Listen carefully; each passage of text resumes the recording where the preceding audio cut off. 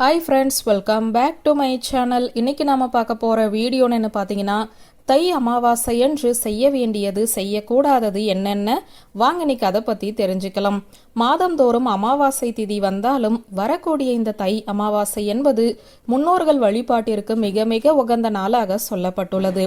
தை 16ஆம் தேதி ஆங்கில தேதியில் 29/1/2025 புதன்கிழமை தை அமாவாசை வர இருக்கிறது. இந்த நாளில் உங்களுடைய வீட்டில் செய்ய வேண்டிய விஷயங்கள் என்னென்ன, தவிர்க்க வேண்டிய விஷயங்கள் என்னென்ன என்று வாங்க தொடர்ந்து பார்க்கலாம். அமாவாசை வழிபாடு என்பது தாய் தந்தையர்கள் இல்லாதவர்களுக்கு மட்டும்தான்.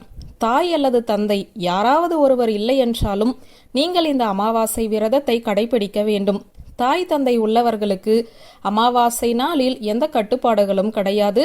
கட்டுப்பாடுகள் இல்லை என்றால் திதி தர்ப்பணம், விரதம் இது போன்ற கட்டுப்பாடுகள் தான் கிடையாது. நீங்களும் அசைவம் சாப்பிடக்கூடாது. உங்களுடைய அம்மா அப்பாவிற்கு அம்மா அப்பா இருப்பார்கள் அல்லவா, அதாவது உங்களுடைய தாத்தா பாட்டி இல்லை என்றால் உங்களுடைய வீட்டில் அமாவாசை என்று என்ன சமைக்கிறீர்களோ அதை சாப்பிட்டு உங்களுடைய நாளை கடந்து செல்ல வேண்டும், அவ்வளவுதான். தாய் தந்தையர்கள் இல்லாதவர்கள் அமாவாசை அன்று எழுந்து கட்டாயம் தலைக்கு குளித்து விட வேண்டும். திதி தர்ப்பணம் கொடுப்பவர்கள் காலையில் எழுந்து குளித்துவிட்டு தர்ப்பண காரியங்களை முடித்துவிட்டு தான் காஃபி டீ குடிக்க வேண்டும் என்பது சாஸ்திரம். ரொம்பவும் உடம்பு முடியவில்லை என்பவர்கள் காஃபி குடித்துவிட்டு காலை உணவு எடுத்துக்கொள்ளாமல் திதி தர்ப்பணம் காரியங்களை முதலில் முடித்துவிட்டு பிறகு மறைந்தவர்களுக்கு படையல் போட்டுவிட்டு அந்த உணவை மட்டும் சாப்பிட்டு கொள்ள வேண்டும். அமாவாசை திதியில் திதி தர்ப்பணம் கொடுத்தவர்கள் மதிய உணவை மட்டும்தான் சாப்பிட வேண்டும். இரவு நேரத்தில் சாப்பிடக்கூடாது என்பதும் சாஸ்திரத்தில் சொல்லப்பட்டிருக்கிறது. சில பேர் மாதந்தோறும் அமாவாசை வரக்கூடிய நாட்களில் முன்னோர்களை வழிபட மாட்டார்கள்.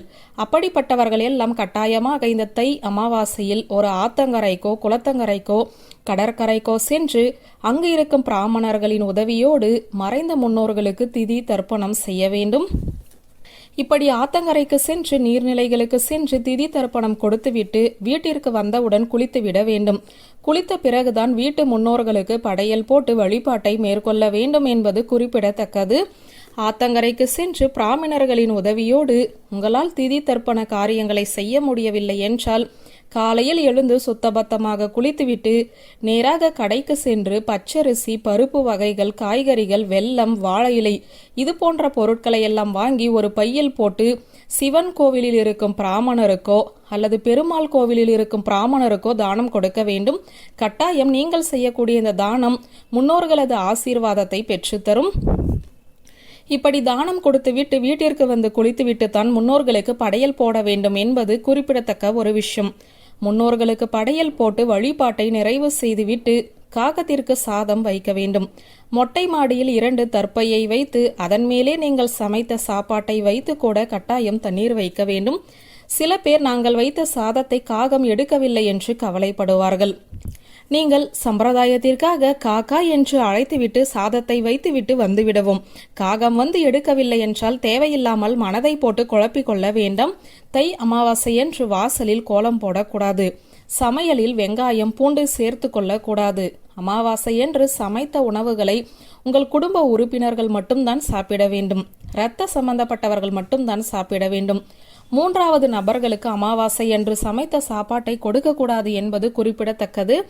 அமாவாசை என்று அன்னதானம் செய்வது நல்லதுதான். முன்னோர்களுக்கு படைத்த அந்த உணவை நீங்கள் மட்டும் சாப்பிட வேண்டும். நீங்களும் அமாவாசை திதியில் உங்களுக்கு சம்பந்தம் இல்லாதவர்களுடைய வீட்டிற்கு சென்று உணவு சாப்பிட்டு விட்டு வராதீர்கள். அவர்களுடைய கர்மாவை நீங்கள் வாங்கி கொண்டதாக அர்த்தமாகிவிடும். சாஸ்திரம் அதைத்தான் சொல்லுகிறது, கேட்டுக்கொள்ளுங்கள். அதாவது அமாவாசைக்கு அடுத்தவர்களுக்கு செய்யக்கூடிய தானம் தனியாக சமைத்த உணவாக இருக்க வேண்டும் அல்லது வெளியிடங்களில் வாங்கி கொடுத்த சாப்பாடாக இருக்க வேண்டும், பார்த்து கொள்ளுங்கள். இப்போது சொன்ன விஷயத்தில் எங்களுக்கு நம்பிக்கையே இல்லை, இதையெல்லாம் நாங்கள் பின்பற்றவே மாட்டோம் அப்படி என்றால் அல்லது இதையெல்லாம் செய்வதற்கு எங்களுக்கு வாய்ப்பே இல்லை என்றால் உங்களால் முடிந்த 2 வயதானவர்களுக்கு வயிறார உங்கள் கையால் சாப்பாடு வாங்கி கொடுங்கள், இவ்வளவுதான். எங்களுடைய குடும்பத்தில் ஆண் வாரிசு இல்லை, பெண்கள் மட்டும்தான். எங்களுக்கு தாய் தந்தையர்கள் இல்லை, நாங்கள் என்ன செய்வது? நீங்களும் முன்னோர்களுக்கு திதி தர்ப்பணம் கொடுக்கலாம். எப்படி தெரியுமா? ஆத்தங்கரைக்கு செல்லுங்கள். அங்கு இருக்கும் பிராமணர்களிடம் உங்களுடைய பெற்றோர்களின் பெயர், கோத்திரம் எல்லாம் சொன்னால் உங்களுக்கு பதிலாக அந்த பிராமணர் உங்களுடைய முன்னோர்களுக்கு திதி தர்ப்பண காரியங்களை நிறைவாக செய்து வைப்பார். உங்களுடைய ரூபத்தில் கடமைகளை அந்த பிராமணர் செய்யலாம். இதற்கு சாஸ்திரத்தில் இடம் உண்டு. வியூவர்ஸ், இந்த வீடியோ உங்களுக்கு பிடித்திருந்தால் லைக் கமெண்ட் ஷேர் பண்ணுங்க. நன்றி.